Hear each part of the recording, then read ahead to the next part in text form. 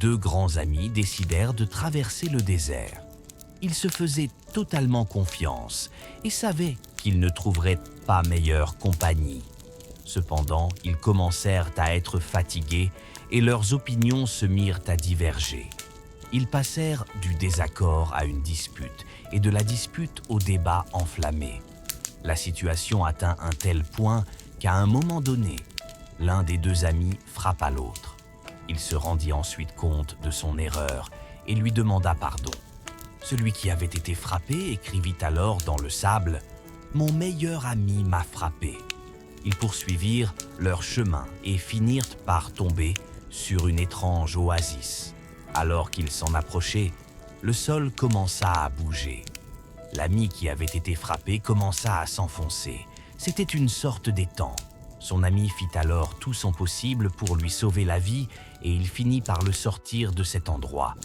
L'ami qui avait été frappé puis sauvé écrivit donc sur une pierre « Mon meilleur ami m'a sauvé la vie ». L'autre le regardait avec curiosité et il lui expliqua « Entre amis, les offenses ne s'écrivent que pour être emportées par le vent. En revanche, les faveurs doivent être gravées pour ne jamais être oubliées. » C'est une très belle histoire qui illustre à merveille l'importance du pardon et de la gratitude dans l'amitié. La morale nous rappelle que les offenses, même douloureuses, doivent être balayées par le vent. Elles ne doivent pas entacher durablement la relation. Les faveurs et les gestes de bienveillance méritent d'être gravés dans nos cœurs. Ils forgent et renforcent les liens précieux entre amis. Cette histoire nous enseigne que dans les relations sincères, il est normal de connaître des moments de tension.